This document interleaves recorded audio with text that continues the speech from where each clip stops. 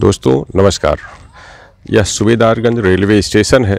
इस स्टेशन की खासियत आज आपको हम बताएंगे। यह उत्तर मध्य रेलवे के प्रयागराज मंडल में प्रयागराज शहर से सटा हुआ एक स्टेशन है जो प्रयागराज शहर के अंदर है। शहर के दक्षिणी हिस्से का यह एक महत्वपूर्ण रेलवे स्टेशन बन सकता है और रेलवे ने इसको इसी नज़रिए से करोड़ों रुपए खर्च कर बनाया है। तो आज आपको हम यह बताएंगे, दिखाएंगे कि यह स्टेशन क्यों बनाया गया और क्या इसकी ज़रूरत थी और वर्तमान में इसकी क्या उपयोगिता है, कितनी रेलगाड़ियां यहाँ पर रुकती हैं और कितने यात्री इस स्टेशन की सुविधाओं का लाभ उठा पाते हैं। स्टेशन की बिल्डिंग का बाहरी हिस्सा देखकर आप समझ गए होंगे कि यह एक भव्य इमारत है। बमुश्किल कुछ ही स्टेशन ऐसे होंगे जिनकी ऐसी शानदार इमारत रेलवे ने बनाई होगी। इस रेलवे स्टेशन का यह प्रवेश द्वार है। प्रवेश द्वार के पहले भव्य परिसर है। वर्तमान में यहाँ पूरी तरह सन्नाटा बना रहता है। यह राजरूपपुर के निकट है जो शहर दक्षिणी को बड़े हिस्से को जोड़ता है। यह इसकी सीढ़ियाँ हैं। इस रेलवे स्टेशन से आपको सूबेदारगंज, राजरूपपुर, झलवा, प्रीतम नगर जैसे इलाकों के यात्रियों को आने जाने के लिए बनाया गया है। एक मंजिला चढ़ने के बाद स्टेशन का प्रमुख हिस्सा आता है और देखें यह इसका कॉन्कोर्स एरिया है। कितना भव्य शानदार तरीके से इसे बनाया गया है। यह पूछताछ इंक्वायरी है और काउंटर पूरी तरह खाली है। काउंटर पर फिलहाल कोई बैठा हुआ नहीं है। ऊपर देखें, एक आपको दिख रहा है 04181 सूबेदारगंज कानपुर मेमू। यह सुबह 6:10 पर यहाँ से चलती है जो कानपुर के लिए जाती है। ऊपर एक समय सारणी है जिसको आप देखें। ये ऊपर आप देखिए स्टेशन पर देखिए Subedarganj Kanpur MEMU, Subedarganj Pandit Deendayal Upadhyay junction, Subedarganj Pandit Deendayal Upadhyay junction, संगम एक्सप्रेस 14163 रुकती है और सूबेदारगंज देहरादून एक्सप्रेस का भी यहाँ पर टाइम दिया गया है, जिनके यहीं से छूटने की स्थिति दिखाई जा रही है। सूबेदारगंज रेलवे स्टेशन का खान पान स्टॉल है और इस पर एक बोर्ड भी लगा है, बिल नहीं तो सामान खाना फ्री। लेकिन इस स्टॉल पर क्या उपलब्ध है यह भी आप देखिए। यह एक सूची लगी है, विभागीय खान पान सेवा सूबेदारगंज स्टॉल संख्या 1 मूल्य सूची। मूल्य सूची में वस्तु का नाम चाय, मात्रा 150 ग्राम, मूल्य ₹10। रेल नीर 1 लीटर, मूल्य ₹15। पैक आइटम पैकेटों के अंकित मूल्यानुसार। लेकिन इस स्टॉल में है क्या दरअसल, यह भी आपको दिखाते हैं। आप देखें कि पूरे स्टॉल में यहाँ पर कहीं कुछ भी नहीं है। पूरा स्टेशन खाली है, स्टॉल भी खाली है। ना कोई व्यक्ति यहाँ है और ना ही कोई सामान यहाँ है। यहाँ पर कोई नहीं मिलता, कोई सामान नहीं रहता, क्योंकि ट्रेनें नहीं है तो यात्री नहीं है, यात्री नहीं है तो स्टॉल चलाने वाला भी कोई नहीं है, क्योंकि कोई बिक्री ही नहीं होती है। और आप ये भव्य स्टेशन परिसर को देखें। यहाँ अभी कुछ ये फुट ओवर ब्रिज है, FOB नंबर 1। ये प्लेटफॉर्म नंबर 4 है, जहाँ से हम आपको दिखाने की कोशिश कर रहे हैं। आप देखें LED बोर्ड पर 4 नंबर प्लेटफॉर्म भी लिखा हुआ दिख रहा है, यानी यहाँ पर इसके अलावा 3 अन्य प्लेटफार्म हैं। सभी प्लेटफार्म 24 कोचों को ध्यान में रखकर बनाए गए हैं। बस ट्रेन ही है जो यहाँ नहीं रुकती। हालांकि ट्रेन रुकने के लिए सभी किस्म की सुविधाएं बनाई गई, यात्रियों के लिए भी सभी सुविधाएं बनाई गई। बस रेलवे प्रशासन ट्रेनों को यहाँ रोक नहीं रहा है। कुछ और अभी काम चल रहा है। देखिए, एक नई लाइन डेवलप करने की व्यवस्था की जा रही है। ये आप देखें, कार्यालय मुख्य टिकट निरीक्षक का है। सामने स्टेशन अधीक्षक का कार्यालय है, उसके आगे उच्च श्रेणी प्रतीक्षालय है। इस कक्ष के अंदर संभवतः दोनों कक्षों में कोई नहीं है। मैं भी आपको ये भी दिखाने की कोशिश करूंगा। यह उच्च श्रेणी प्रतीक्षालय भी बना हुआ है और एक द्वितीय श्रेणी प्रतीक्षालय भी है, लेकिन सब ताले में बंद हैं। यात्री ही नहीं है तो कहाँ से इनका इस्तेमाल होगा। इस रेलवे स्टेशन पर मुख्य बुकिंग पर्यवेक्षक ऑफिस का भी कार्यालय है और टिकटों की यानी रिजर्वेशन टिकटों की बुकिंग होती है। वरिष्ठ खंड अभियंता कैरेज एंड वैगन का भी ऑफिस है। वरिष्ठ खंड अभियंता विद्युत, वरिष्ठ खंड अभियंता सिग्नल एवं टेलीकॉम और RPF का भी ऑफिस है। रिजर्वेशन ऑफिस है, वहाँ रिजर्वेशन हो रहा है।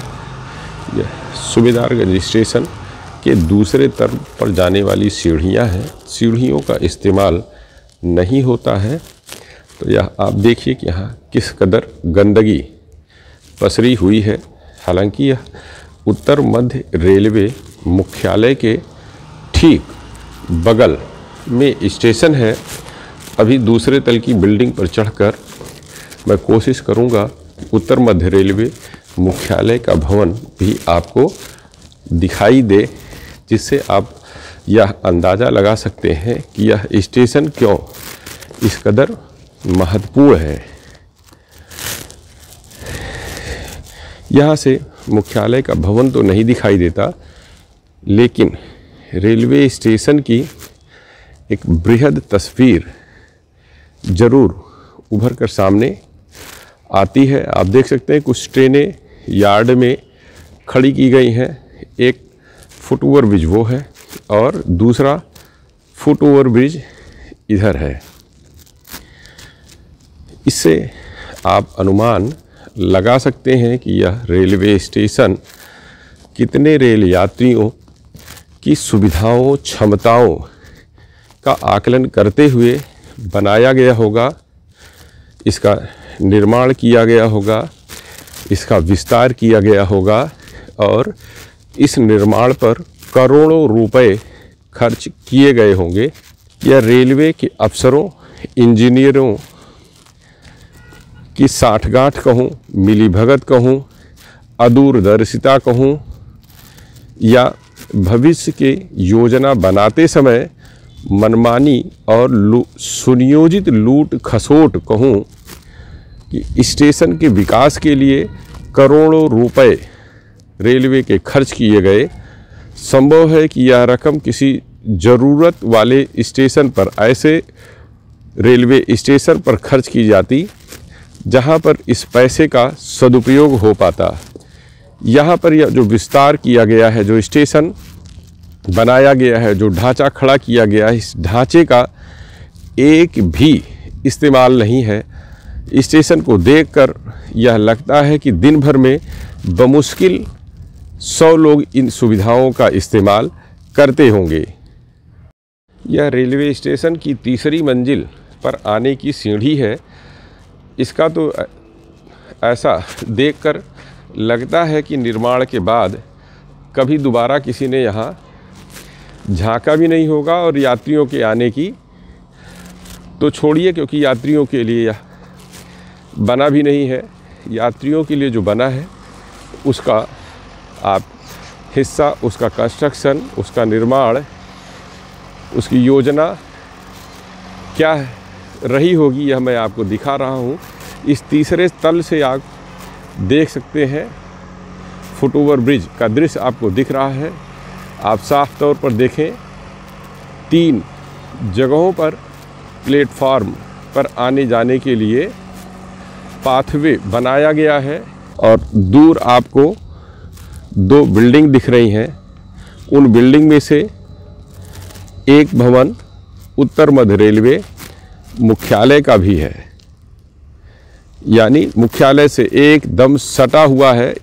इस स्टेशन के सबसे निकट ही ऑफिसर्स की कॉलोनी है, रेलवे कर्मचारियों की कॉलोनी है।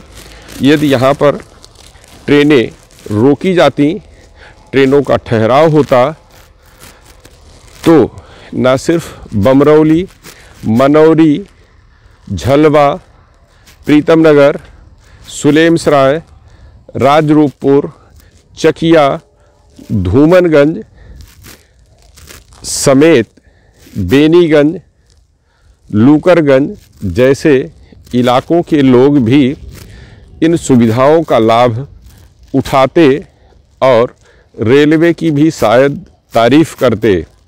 लेकिन यह ढांचा खड़े करने के बाद रेलवे के योजनाकारों ने, रेलवे के अफसरों ने, जिन्होंने इसे बनाने में मोटा रकम खर्च ही नहीं किया है, कमीशन के तौर पर जेबों में भरा भी है, ऐसा आरोप लगता है कि कंस्ट्रक्शन के दौरान 10 से 15% कमीशन आम है। बड़े अफसर तो हो सकता है कि परसेंटेज में, प्रतिशत में 4-5%, 2%, जैसा जिसका पद है वैसा उसका कमीशन का प्रतिशत है, लेते हैं। लेकिन निचले अफसर तो 10% तक, यानी जो जूनियर इंजीनियर है वो 10% तक कमीशन ठेकेदारों से लेते हैं। और यहाँ पर हुए काम को देखकर आप पूरी तरह से यह अनुमान लगा सकते हैं कि इसे बनाने में रेलवे ने योजनागत भूल की है, चूक की है। यात्रियों के ट्रेनों के यहाँ रोकने की सारी व्यवस्था होने के बावजूद ट्रेनें रोकी नहीं जा रही हैं। रेलवे स्टेशन पर भारी भीड़ रहती है। प्रयागराज रेलवे स्टेशन यानी प्रयागराज जंक्शन, जो इसके सुबेदारगंज रेलवे स्टेशन के ठीक बाद का स्टेशन है, मैं उसकी बात कर रहा हूँ। वहाँ पर भारी भीड़ होती है। पैसेंजर स्टेशनों पर पहुँचते हैं तो उस दौरान ट्रैफिक बाधित रहता है। ऐसे में सुबेदारगंज स्टेशन को जब आधारभूत ढांचागत सुविधाएं उपलब्ध करा दी गई हैं तो यात्रियों के लिए शुरू किया जा सकता है। यहाँ पर अधिकतम ट्रेनों का ठहराव कर आसपास के लोगों को सुविधाएं मुहैया कराई जा सकती हैं। प्रयागराज एक्सप्रेस, हमसफ़र एक्सप्रेस, दुरंतो एक्सप्रेस, संगम एक्सप्रेस, देहरादून एक्सप्रेस समेत तमाम ट्रेनों का यदि यहाँ पर ठहराव किया जाए तो आसपास के यात्रियों को ही सुविधा नहीं मिलेगी, बल्कि रेलवे ने करोड़ों रुपए की लागत से जो ढांचा खड़ा किया है उसका भी सदुपयोग होगा। कि रेलवे में योजना बनाने वाले और यात्रियों के लिए उस आधारभूत ढांचे का इस्तेमाल करने वाले अफसरों में मनभेद, मतभेद भयानक है। भयंकर है। दोनों एक दूसरे को फूटी आंखों नहीं सुझाते, क्योंकि उसके पीछे की वजह आप आसानी से समझ सकते हैं कि ऐसे ढांचे को खड़ा करने में जो कमाई होती है उससे इस्तेमाल करने वाले विभाग वंचित रह जाते हैं। तो वह भी कोशिश करते हैं कि जो जहां जैसे है उसको वैसे पड़ा रहने दिया जाए और आगे की कोई नई योजना बनाई जाए, खाने पीने का नया इंतज़ाम किया जाए, जेबें भरने की कोई नई स्कीम बनाई जाए। इसकी कड़ी में हम आपको आगे फिर प्रयागराज जंक्शन पर भी कुछ ऐसे काम हैं जिन्हें अगले वीडियो में दिखाने की कोशिश करूंगा। धन्यवाद। वीडियो आपको पसंद आए तो इसे शेयर करिए, कमेंट करिए और रेलवे अफसरों तक, रेल मंत्री तक, रेलवे बोर्ड तक, प्रधानमंत्री कार्यालय तक इसको शेयर पहुंचाने का कष्ट जरूर करें, काम करें, जिससे रेलवे अफसरों की इस मनमाने खर्च, मनमानी योजनाओं पर विराम लग सके। ऐसी योजनाओं पर ही वह पैसे खर्च किए जाए जिनका सदुपयोग हो, जिनका इस्तेमाल हो, जिनके लिए बनाया जाए वह उसका सदुपयोग कर सकें। और यदि वह सदुपयोग ना करें तो ऐसे ढांचे को खड़ा करने वालों, ऐसी योजनाओं को बनाने वालों की वेतन से उसकी कटौती कर ली जानी चाहिए। धन्यवाद। नमस्कार।